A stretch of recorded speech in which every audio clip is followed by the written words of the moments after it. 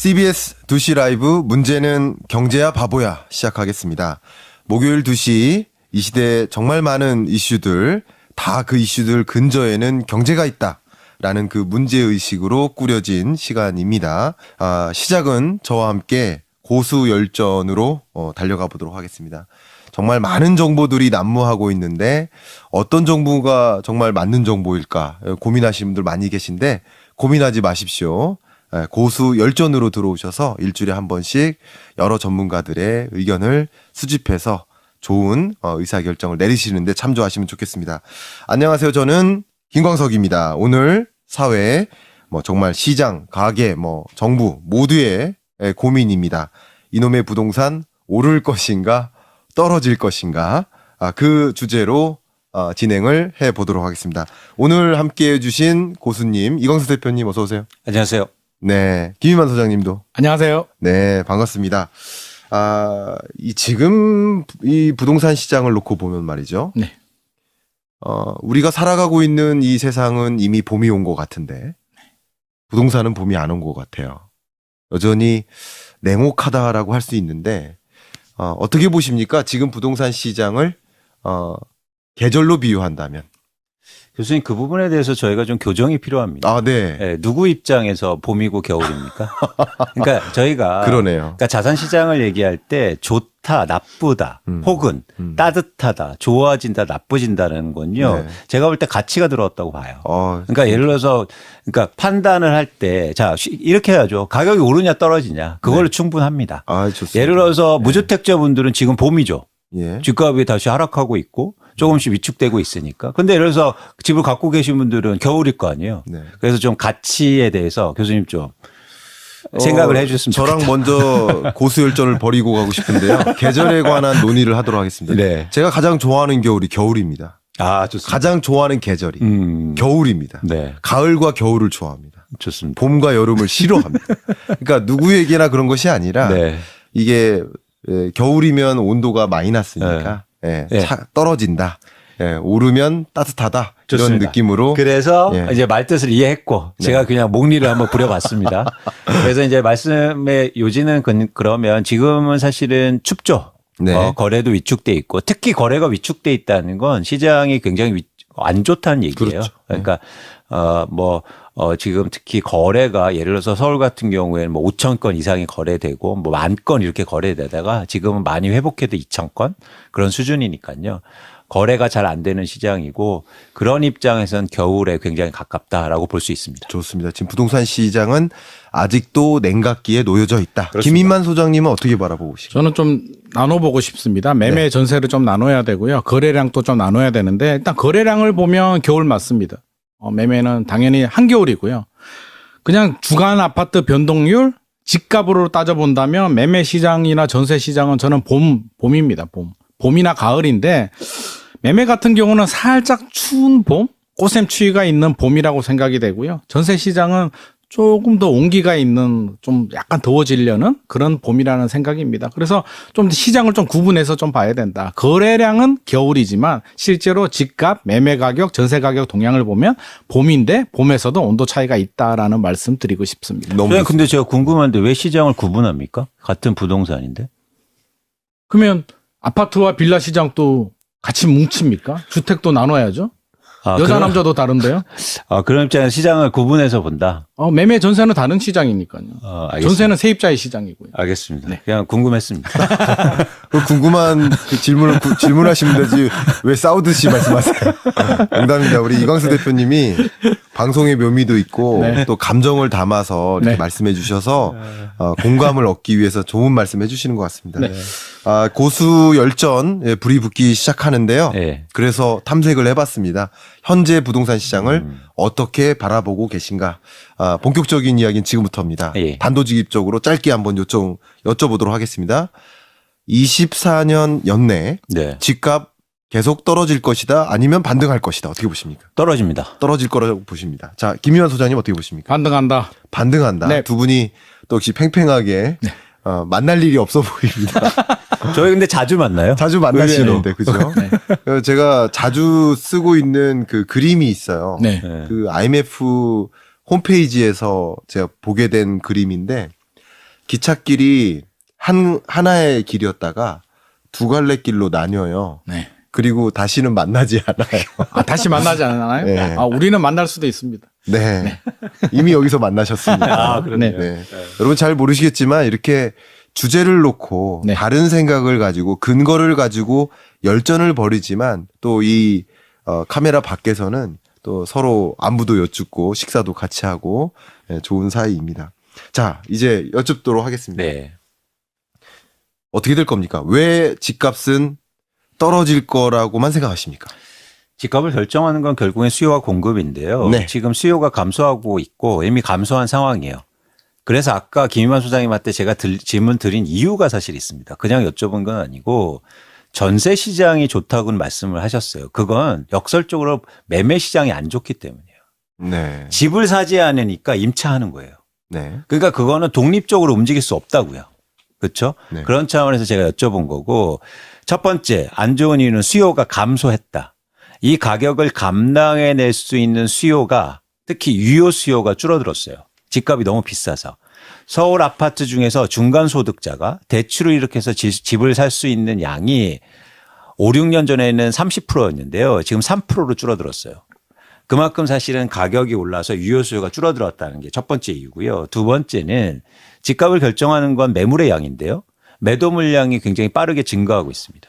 그래서 서울 아파트 기준에서 지금 8만 가구가 넘어가고 있는데요.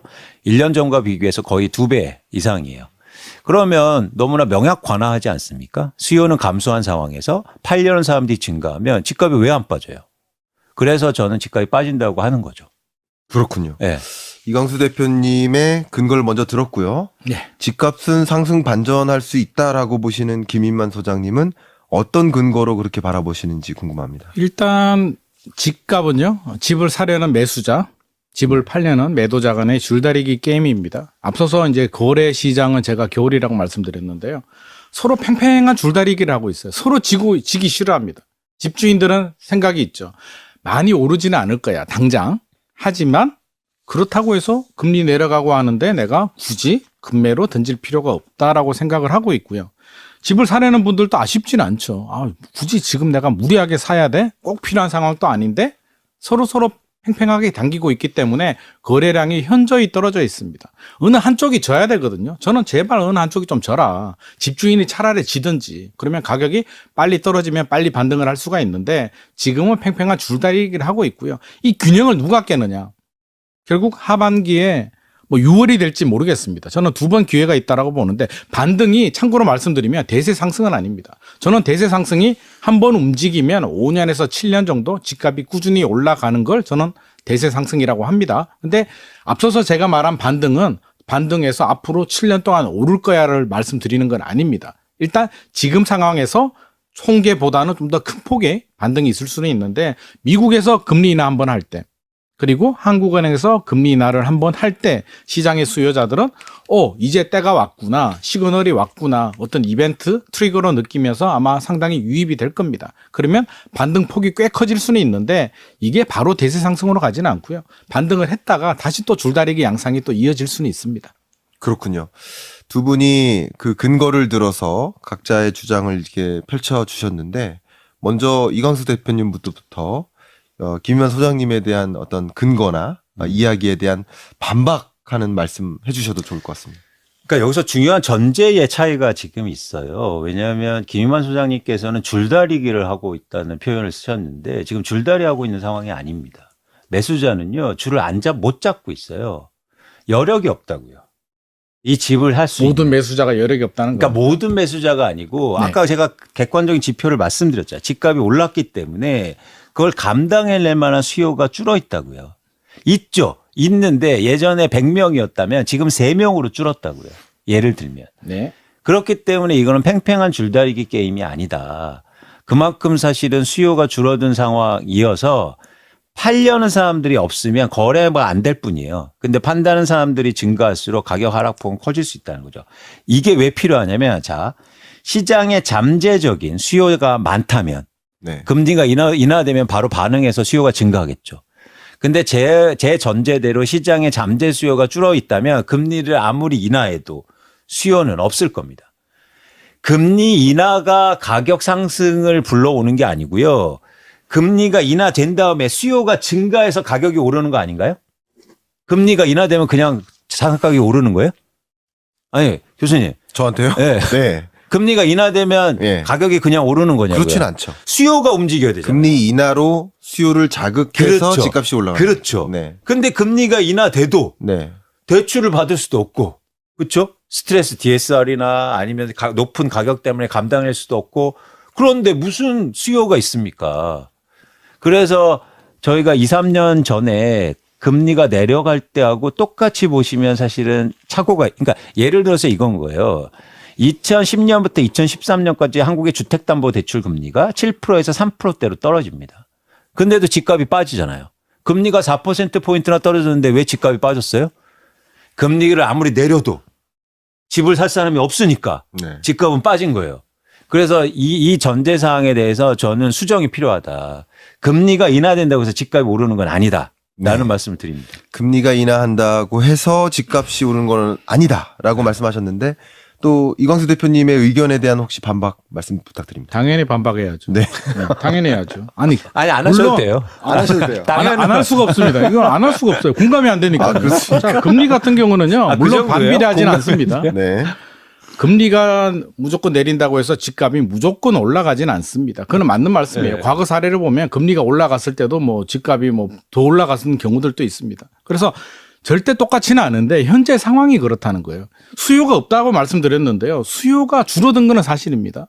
말씀하신 것처럼 수요가 늘어나면 폭발적으로 증가를 하는 거죠. 지금 제가 대세 상승 폭발적으로 증가하는 상황은 아니라고 제가 분명히 말씀을 드렸습니다. 수요가 줄어들었는데요. 최근에 여러 가지를 보셨죠. 메이플 자이도 그랬고 DHA 퍼스트 아이파크 100만 명이 몰린 곳을 봤습니다.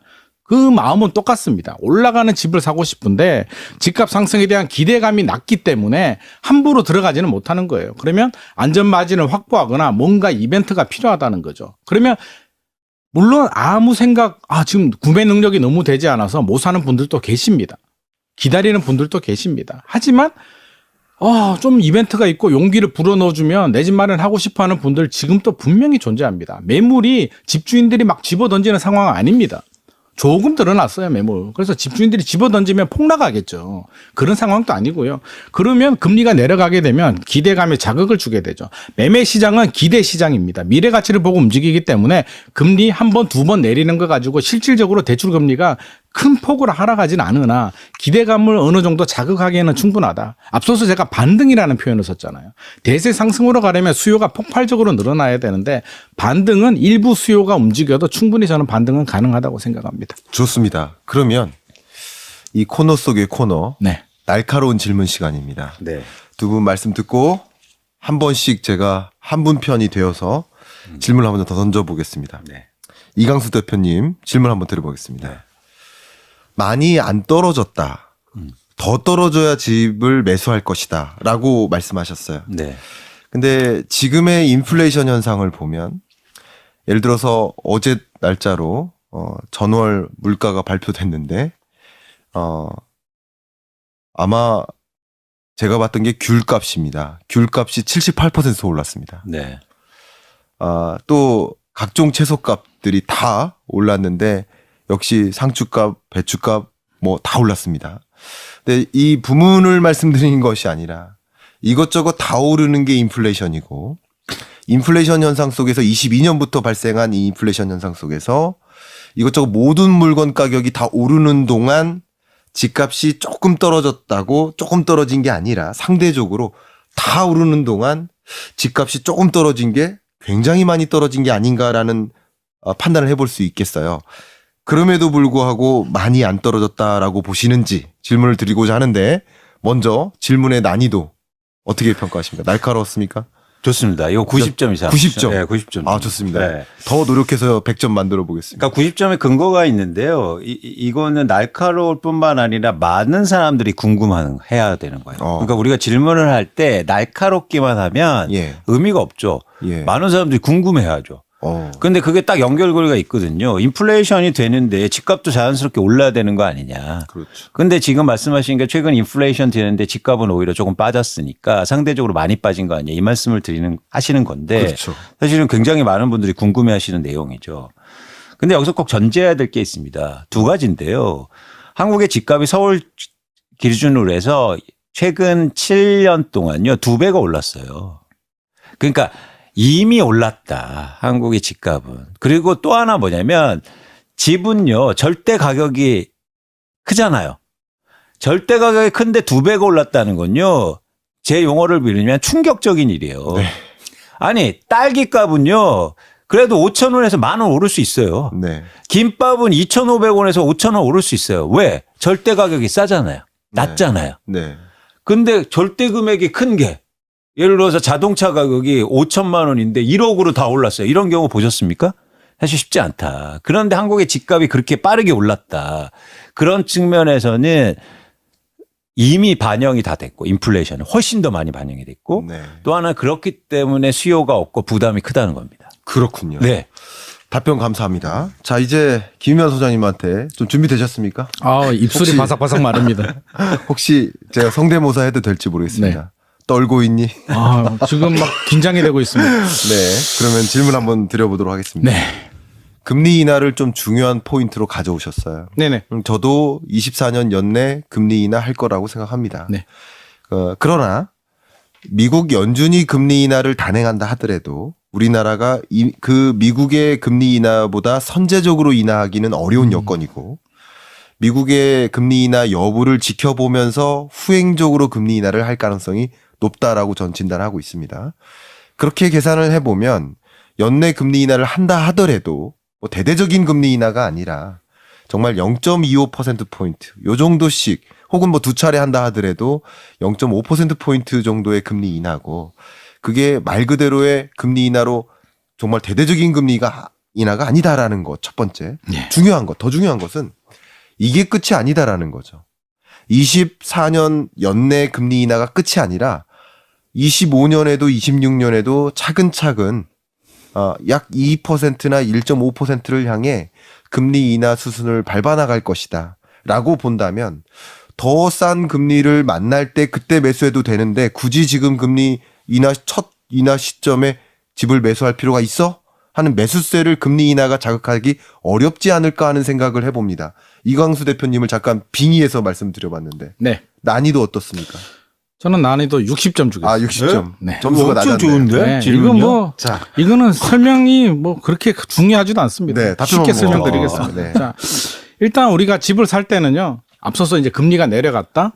완전히 내려간 상태에서 상승에 대한 기대감이 커지면 폭발적으로 늘어납니다. 그건 폭등이 일어나는 거고요. 네. 지금 폭등이 일어나는 상황은 전혀 아닙니다. 그러면 앞서서도 제가 기대감이라고 했습니다. 자, 우리가 집을 사는데 올라가는 집을 사고 싶습니까? 아니면 다 인프라가 GTX 예를 들어 볼까요? GTX 뭐 5년 후에 개통된다라고 합니다. 그러면 5년 후에 개통되는 집을 사고 싶습니까? 아니면 착 개통이 돼서 지금 막 움직이는 집을 사고 싶습니까? 대부분 사람들은 기대감이 있는 집을 삽니다. 왜? 더 올라갈 것 같으니까. 개통이 되고 나면 미래 가치가 현재 가치가 되기 때문에 전세 가격은 올라가죠. 살기 좋으니까. 미래를 두고 세입자들은 돈을 더 지불하진 않습니다. 하지만 집주인들은 5년 후에 개통이 되면 집값이 더 올라갈 거야라는 기대감이 있게 들어갑니다. 그럼 미국이 한번 내립니다. 빨리는 못 내릴 겁니다. 한국은행은 더 늦겠죠. 2%포인트 벌어져 있으니까. 하지만 이 한 번이 뭘 의미하냐면 이제 시작이야. 기대감을 줍니다. 앞으로 설마 한 번 내렸는데 다시 또 올라갈까? 흐름 자체가 바뀌었다는 거예요. 우리 2022년도 금리 막 올라갔을 때 진짜 우리가 3.5% 때문에 막 집어 던졌습니까? 집주인들이? 아니에요. 이러다가 5% 될 것 같은데? 공포감, 두려움 때문에 못 견딘 거고요. 올라갈 때는 그 0.25, 0.5%가 앞으로 3년, 5년간 금리 인하의 시그널, 방향성을 제시해 주기 때문에 먼저 움직이는 사람들이 마중물을 해서 반등을 하는 거고요. 그 중간중간에 또 여러 가지 이벤트가 있을 수는 있으나 시간을 두고 둔다면 물가도 올라가고 건축비도 올라가고 여러 가지를 감안해 본다면 또 장기적으로 상승 곡선을 충분히 그릴 만한 충분한 그 이벤트가 저는 될 수 있다고 생각을 합니다. 그렇군요. 두 분의 그 어떤 날카로운 칼을 들이대도 무디게 만들어주시는 답변 때문에 정말 많은 정보를 차곡차곡 쌓을 수 있는 그런 시간이 되는 것 같습니다. 자, 이제 정책이라는 관점에서도 좀 질문 드려볼게요.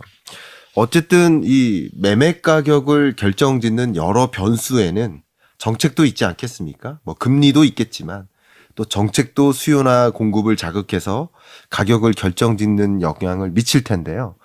그러면 뭐 예를 들어서 신생아 특례 대출이라든가 아니면 부동산 규제 완화라든가 뭐 우리가 그 부동산 정책 하나하나 다 뭐 이렇게 헤집어 볼 필요는 없겠지만 그런 기조가 흔들림 없이 이 부동산 가격의 지금의 조정 국면을 계속 유지하게 만들 거라고 혹시 보시는지 궁금합니다. 그런 지점에서 최근에 정책이 굉장히 흥미로운 현상을 나타내고 있습니다. 네. 아까 김현 소장님이 굉장히 좋은 말씀하셨는데요. 사람들은 기대감으로 움직이죠. 근데 지금 한국의 지금 부동산 정책이요. 그 기대감을 없애고 있어요. 되게 역설적으로 들리시죠. 무슨 얘기냐면 아까 이제는 교수님께서 신생아 대출 얘기를 하셨죠. 네. 딱 어떤 생각이 드세요? 거기까지 왔어? 신생아까지 대출해줘야 네. 한국의 부동산 가격에 받치는 거야? 그러면 끝나지 않습니다. 다음은 대학생 대출해줘야 돼요. 네. 네. 그만큼 사실은 기대감이 지금 줄고 있어요. 그러니까. 그린벨트까지 풀어줘? 더 이상 없을 것 같아. 군사 지역 해제까지 그렇죠. 뭐 이런 그러니까 거잖아요. 이거죠. 네. 그러니까 정책이라는 게 처음에 나왔을 때가 기대감이 가장 커요. 나올 게 많으니까. 그렇죠. 지금 근데 정부는 엄청나게 정책을 내다 보니까 그리고 빠른 시간 안에 집권한 지 2년밖에 안 됐는데요. 제가 정책을 세보니까 15개가 나왔어요. 충격적입니다. 충격적이네요. 네. 저희가 전 정부 때는요. 뭐 정책 23번 나왔다고 난리를 쳤는데요. 지금 조용해요. 그런데 시장의 참여자들은 알아요. 뭐냐면 우와 이렇게 하는데도 부동산가가 안 오르고 더 나올 게 있는 거야. 신생아 대출 다음에 그럼 대학생 대출. 근데 실제로 대학생 대출 나옵니다 지금. 대학생 대출 실제로 나왔어요. 나옵니까? 네. 예. 대학생 대출이 그 특례 청약 가입하면 나중에 싸게 대출해준다. 주택 대출해준다. 드림 대출? 그렇죠. 네네.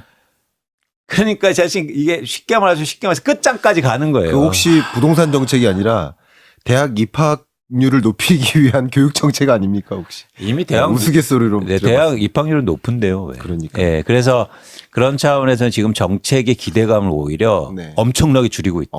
그래서 시장에 부정적인 영향을 그러니까 주는 부동산 정책들이 쏟아지고 있고 이게 부동산 시장을 이렇게 플러스로 만드는 요인이 아니라 아무리 많이 나와도 그것이 효과가 없으니까 기대감마저 떨어진다라고 그렇죠. 보시는 맞습니다. 입장이시고 맞습니다. 김만 소장님은 이 정책의 효과를 어떻게 바라보고 계십니까? 일단 저는 이광수 대표님 의견에 공감을 하지 않습니다.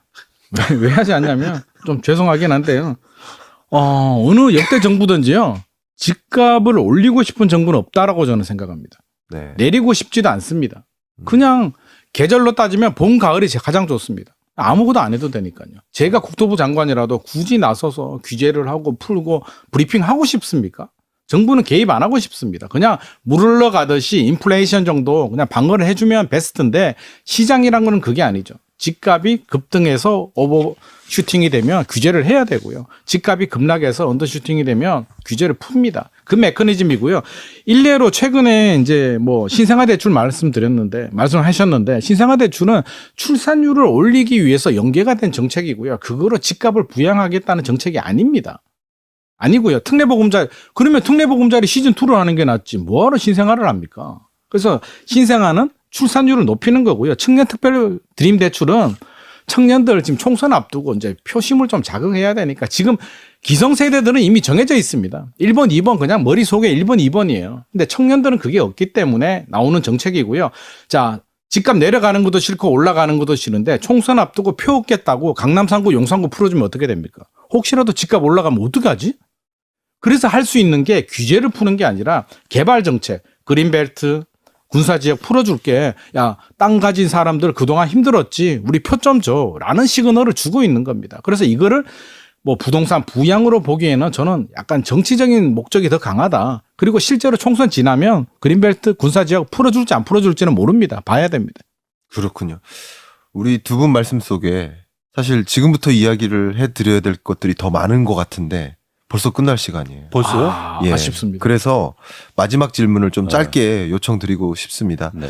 이토록 우리 밖에 여러분 잘 안 보이시죠? 밖에 정말 많은 스태프분들이 앉아 계신데 이토록 이 이야기에 집중해 본 적이 없으신 것 같아요. 네, 뭐 엄지척하고 계시고 실제 신생아 특례 대출 대상도 되시는 분도 계시고 실제 신혼부부 내 집 마련 첫 주택 대상자도 계시고. 그러니까 이게 우리네 삶에 밀접히 연관되어 있으니까 이 이야기가 정말 중요할 것 같은데 어쨌든 끝으로 이광수 대표님 한 분씩 어떻게 하셔라. 그러니까 내 집 마련이라는 관점이든 투자라는 관점이든 어떻게 하셨으면 좋겠다라는 코멘트 한번 부탁드리겠습니다. 두 가지 말씀을 드리고 싶은데요. 첫 번째는 저희가 시장을 전망하니까 이렇게 말씀을 드립니다. 그런데 여러분들은 유연하게 생각하셨으면 좋겠어요. 그래서 이런 토론이 필요한 거죠. 그래서 일방적인 의견이 아니라 서로 토론하면서 들으시고 여러분들의 가치와 그리고 스스로의 의사를 결정하셨으면 좋겠다. 그러니까 누구 한 일방의 의견을 듣고 사실은 뭐 검토하고 생각하는 거는 오류가 있을 가능성이 있으니까 그래서 첫 번째는 특히 부동산 시장을 보실 때 유연하게 생각하시면 좋겠다는 말씀을 드리고요. 두 번째는 변화를 인정해야 됩니다. 오르던 가격은 떨어질 수 있고요. 떨어지던 가격은 오를 수 있어요. 물론 그게 이제는 폭의 뭐 차이가 좀 있겠지만 그래서 이렇게 유연하게 행동하고 그리고 변화를 인정하면 여러분들 내 집 마련 잘하실 수도 있고 특히 이렇게 냉혹한 이런 경제의 겨울 시기에 여러분들이 잘 내 재산도 지키시고 잘할 수 있지 않을까 그런 생각을 하고 있습니다. 네. 그러면 김인만 소장님도 부탁드립니다. 이광수 대표님 의견에 전적으로 공감을 하고요. 마지막은 훈훈하게 또 공감 모드로 가겠습니다. 굉장히 좋은 말씀 해주셨고요. 제가 하고 싶은 이야기를 다 해버렸습니다. 유연하게 하는 건 맞고요. 전문가들 인사이트가 다 다릅니다. 우리가 해야 될 건 자기만의 철학과 가치관을 가져야 되는데 이광수 대표님, 저 김광석 교수님 전문가들 의견을 듣고 자기가 필요한 자기의 전략을 좀 세울 필요는 있고요. 저는 절대 영끌은 하지 마라. 네. 상황에 따라서 달라질 수도 있고 초조함, 조급함이 영끌을 부추기거든요. 그래서 차분하게 또 자기만의 내 집 마련 전략을 세우는 좋은 시기가 지금 아닐까 생각을 합니다. 그러시군요. 여러분이 뭐 저를 이제 정면에서 보시면 아마도 잘생겼다 이런 생각하실 수 있지만 측면에서 보시면요. 머리 크다. 아닙니다. 죄송합니다. 더 잘생겼다 생각하실 수 있습니다. 제가 이런 말씀드리는 이유는 어떤 사물을 혹은 인격체든 동물이든 마찬가지 한 측면만 보시는 게 아니라 다각도로 보실 필요가 있겠다. 그러니까 부동산 시장을 놓고도 오를 거다. 올랐으면 좋겠다라는 마음으로 올랐으면 하는 그런 마음으로 어떤 그 정보만을 이렇게 들여다보는 것이 아니라 역시 떨어졌으면 좋겠다. 떨어질 전망이야. 이렇게 생각하신다 하더라도 그런 정보만을 취득하시는 것이 아니라 양쪽의 입장을 다 들여다보고 나 스스로 어떤 결정을 내릴지 잘 정립하는 그런 과정이 필요하지 않을까 생각하고 오늘의 두 고수께서 주신 열전이 그런 의사결정을 내리는데 정말 큰 도움이 되지 않았을까 생각이 되면서 이상 두 분 마무리하도록 하겠습니다. 감사합니다. 고맙습니다. 감사합니다.